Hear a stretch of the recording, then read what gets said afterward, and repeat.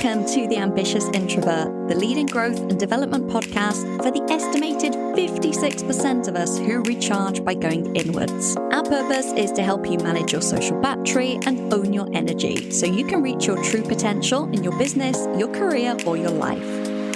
I'm your host, Emma-Louise Parks, a former air traffic controller, entrepreneur, and a success coach with over 15 years experience.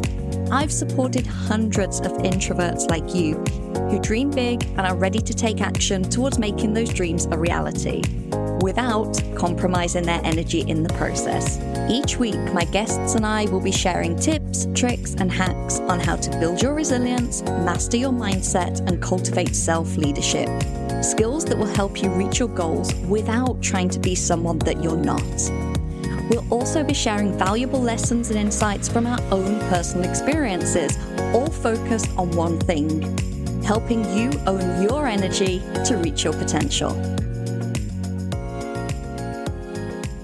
Hello, welcome back to the Ambitious Introvert podcast. Thank you for joining us this week.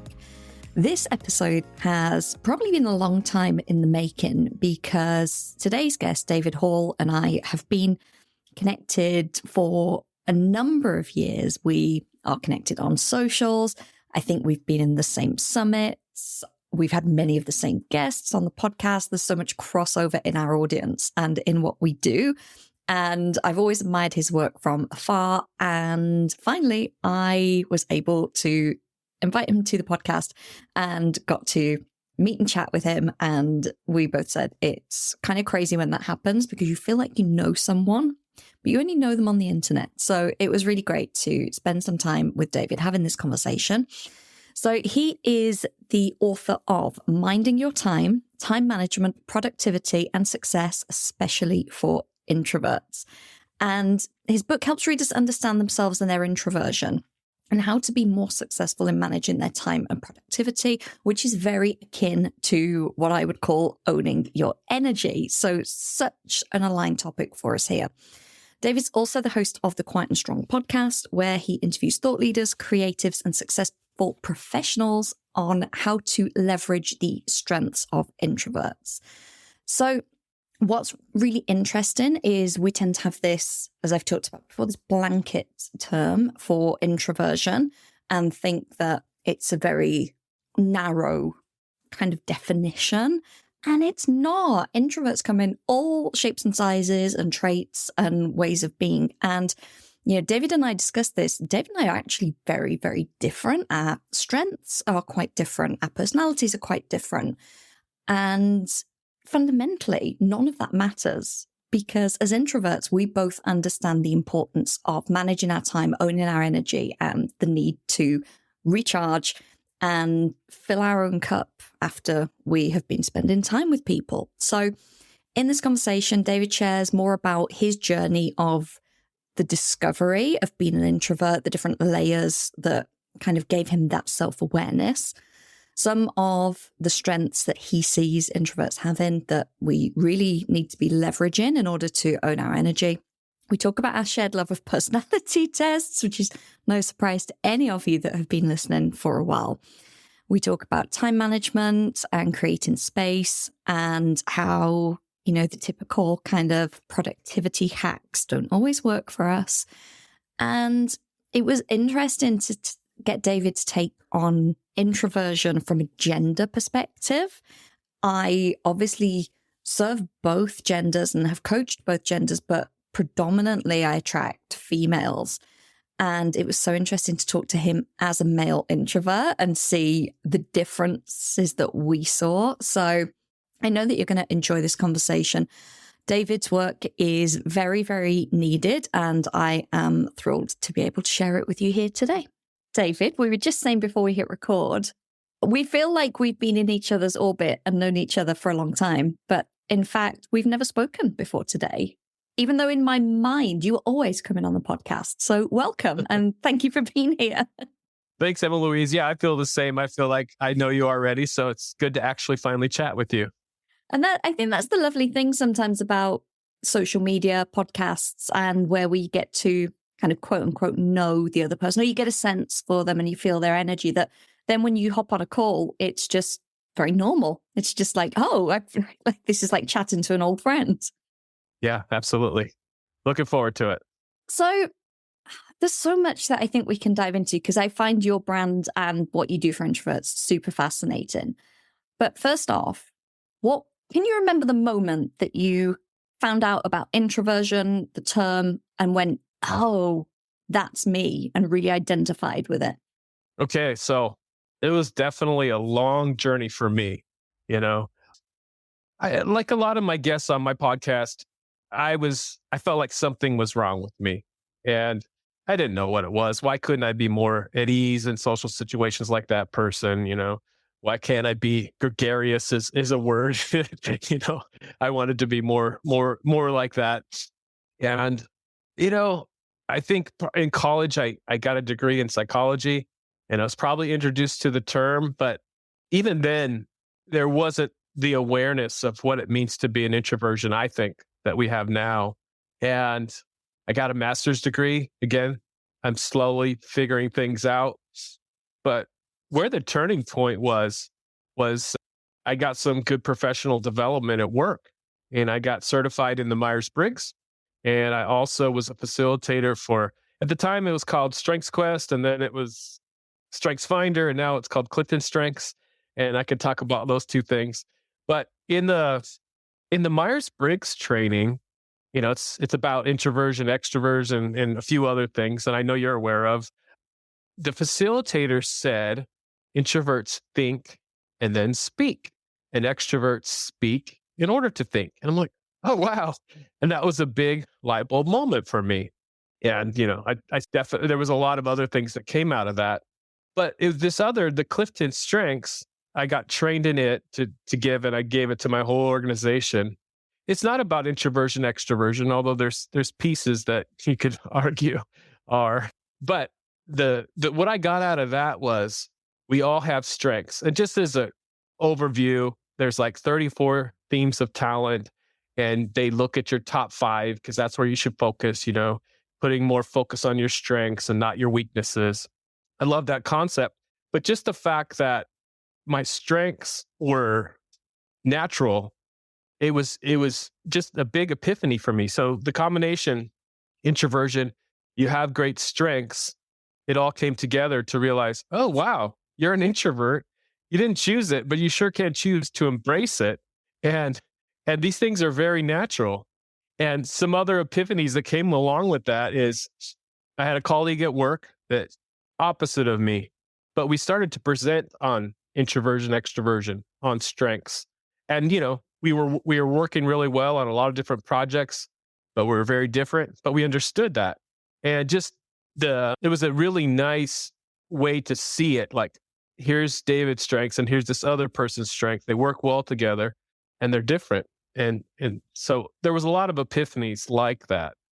I think the Myers-Briggs is the gateway for a lot of people into it because, a lot of HR organizations are doing it now as a standard thing, whether people are applying or going for promotions. And yeah, to me, that was the obvious when I took mine and got INFJ and read it. I went, oh, and the interesting thing for me is I was quite tearful because I went, this is so accurate and it's so me. And I have a friend and I sent him the link and I said, just take this test and tell me which 4 letters you get, because I recognized in that friend so much of myself. And 15 minutes later, he was like, INFJ, why? I was like, okay, now I've tested this on myself and I've tested it on someone else and I believe it. And I did my Clifton Strengths last year for the first time. I thought it was fascinating, so fascinating, and really helpful for me with team development in the business, of recognizing, because no execution strengths are in my top 20. I don't think they're all like way down the bottom, but I've got like maximizer, strategic, ideation, all of these. And it's like, oh, okay, I'm not meant to be doing the things. I'm meant to be planning the things and like dreaming up the things and seeing the big picture of the things, but let someone else do the, actual execution. So that was game changing. Yeah. And that's the thing. Like, I think, definitely earlier in my life and with positions I was in, it was kind of like, oh, everybody should be the same. It's a one size fits all. And it absolutely isn't. We all have our strengths for whatever reason, and we need to work together, introverts, extroverts, all kinds of different strengths to get things done. And yeah, mine are mine are definitely in the more thinking side. And that's so, like you say, there's this conditioning of, oh, everyone should be doing this and this is how it should be. A client of mine who's very creative and very, very talented in that aspect. But again, like me, not so much in the execution. She actually felt bad giving her team things to do because she felt like she was giving them like a prison sentence because she knows how she feels doing those tasks. She couldn't quite understand that not only did they love that type of thing and they enjoyed it, but her paying them for it was like, but they couldn't believe their luck. And she was like, how can anyone like this? I was like, but that's the whole point, right? We've all got those different strengths and talents. Yeah, absolutely.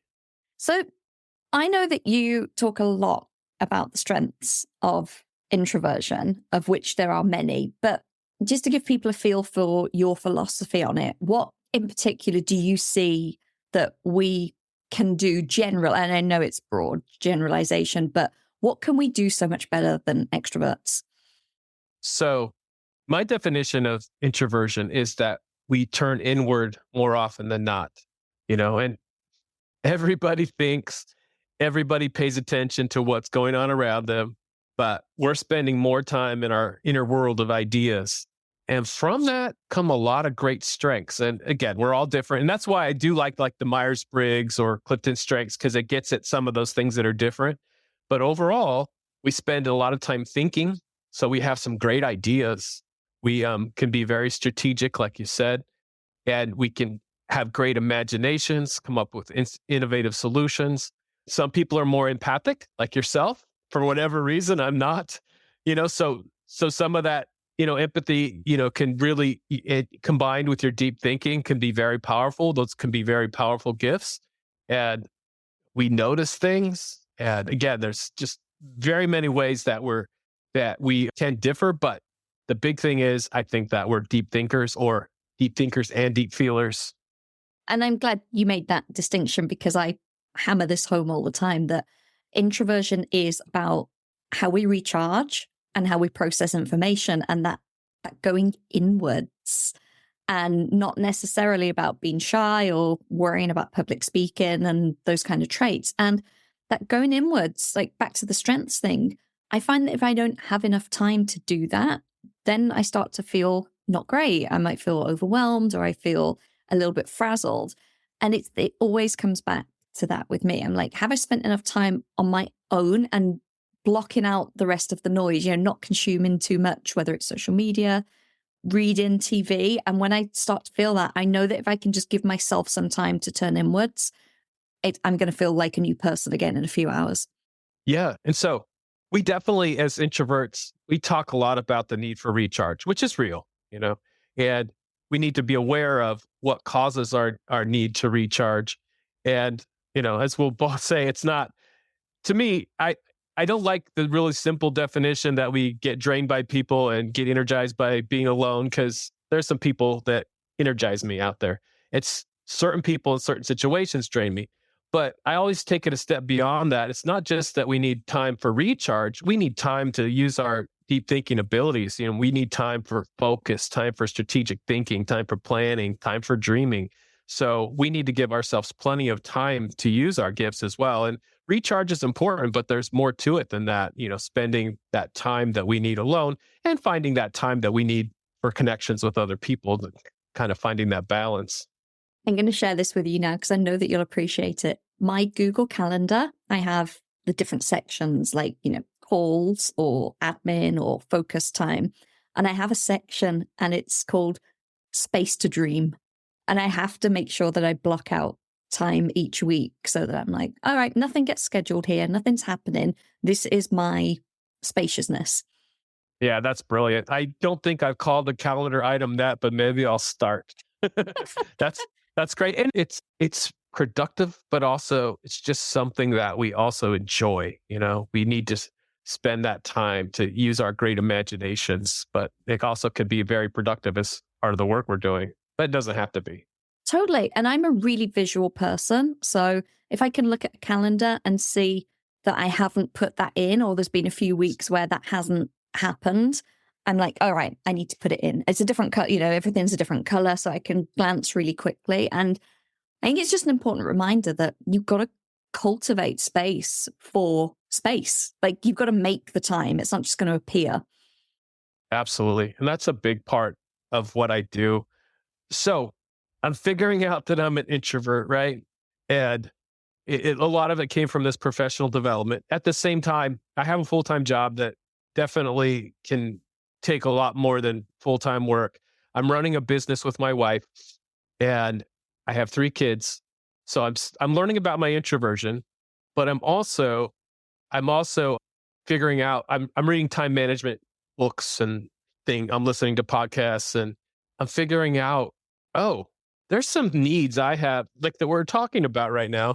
There's some needs that I have as an introvert that aren't being called out in these books I'm reading.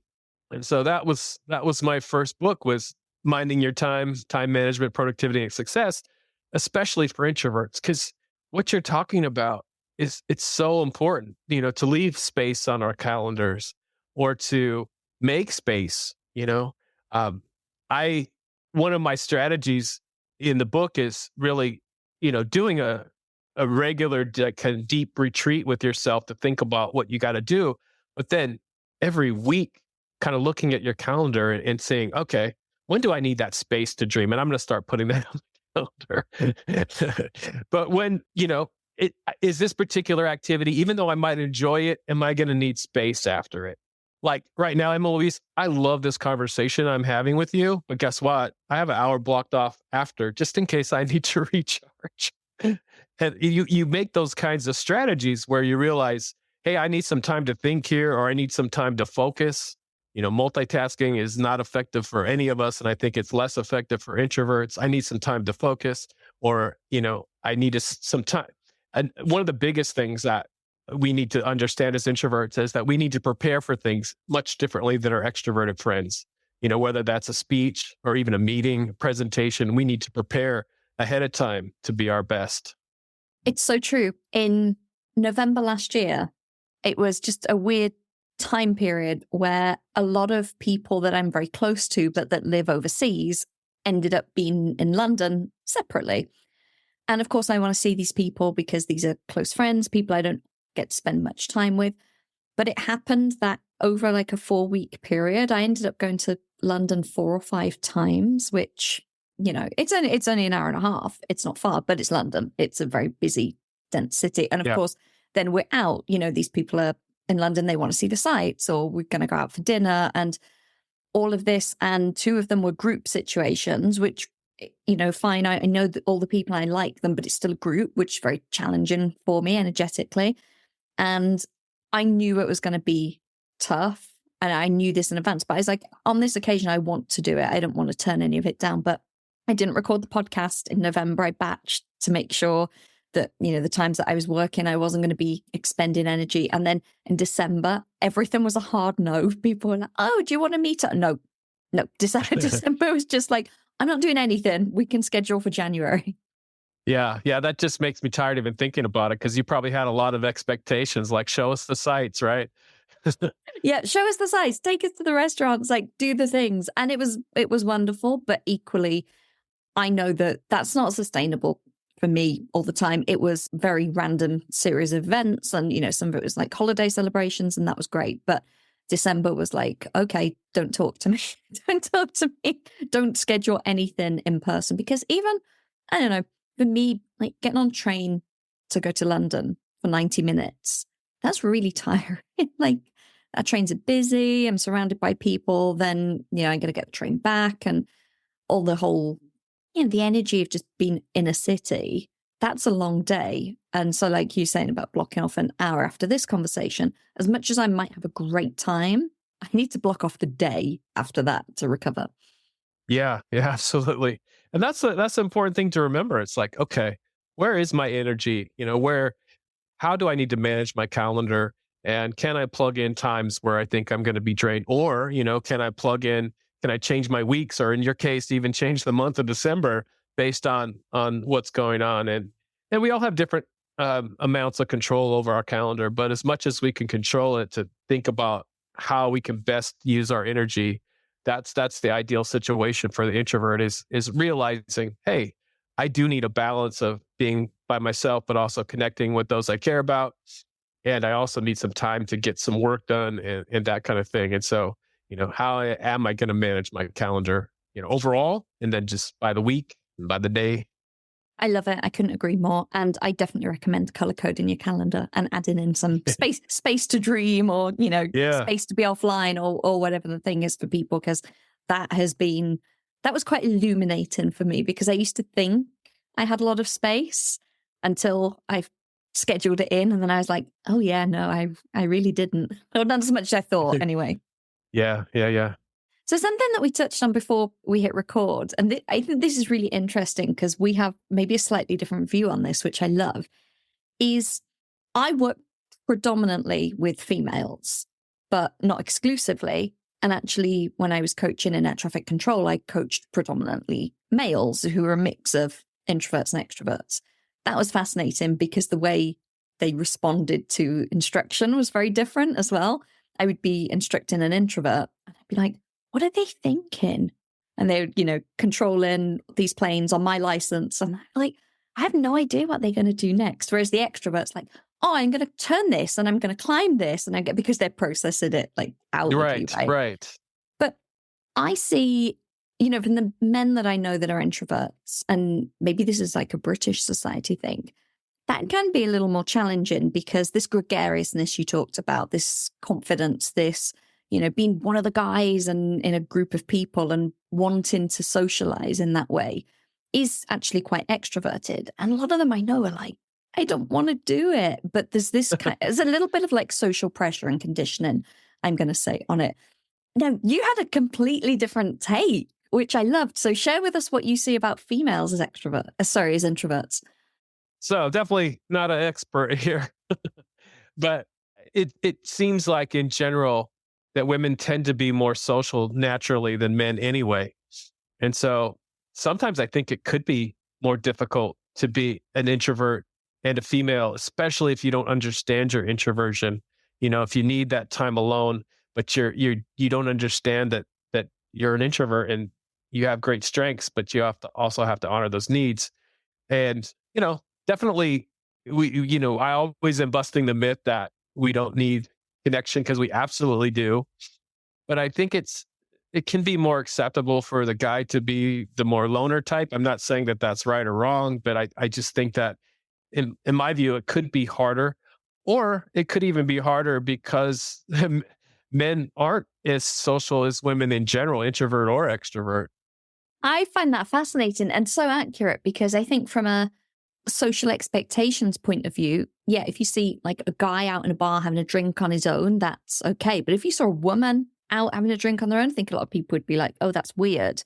And there is this, maybe it's like the nurturing, maternal, if you look back at, how we were as hunter-gatherers, and when we're living in the tribe and all of that, the women would kind of come together and support each other. And it is a little bit more of a social unit than maybe the guys going out on their own, hunting and gathering.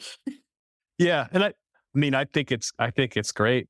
And I also just made the observation, going out to lunch by myself, and part of it could just be that I am looking for that space just to, recharge. And I would notice that there was a lot of other guys eating by themselves, but not a lot of other women eating by themselves. And I just thought that was really interesting. So there's definitely some differences there, and, things to explore. And it all boils down to, what do you want? And how do you get that? How do you get what you want, whether you are a man or a woman, and introvert or extrovert? How do you understand yourself so that you are getting what you want? That is really funny as well, because as I said to you before we hit record, I have a friend who's an extrovert and generally a very confident person. And she freaked out about the thought of going out to dinner on her own and eating out on her own, because she's so used to being around people. She said it felt very vulnerable. Whereas I'm just, I'll take a book and I'm quite happy to sit on it. It just doesn't even cross my mind. Whereas she felt like, oh, this is actually really uncomfortable. So yeah, maybe that is more of a gender specific thing rather than an introvert extrovert thing. Yeah, maybe. Yeah, super interesting. Thank you for sharing your opinions on that. It's very nice to have another introvert to riff with. And thank you for being here and obviously sharing all of your wisdom today on the podcast. I'm going to pop all of your links in the show notes where people can find you, your podcast, your website, your book, all of that. But just for now, if they want to look you up right away, where's the best place to connect with you easily? quietandstrong.com.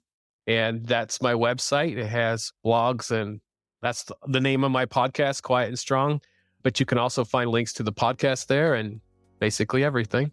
Amazing. I'll pop that in the show notes and all the other links as well. I hope you don't need too much of your hour to recharge. Yeah, we'll see. But it's there just in case. I love it. Introvert scheduling. Thank you so much, David. I'll talk to you soon. Thanks, Emma-Louise. This has been great. Thank you for tuning into this week's episode. I hope that you're feeling expanded to what's possible for you, motivated to take action, and inspired about how you can start to own your energy. I share even more tools and resources on my Introverts Only email newsletter. By signing up, you not only get early access to the Ambitious Introvert products and services, but you also get brand new podcast episodes delivered straight to your inbox every Monday, meaning you'll never miss your weekly dose of introvert-friendly inspiration. Sign up now at theambitiousintrovert.com/newsletter or click the link in the show notes. See you next week.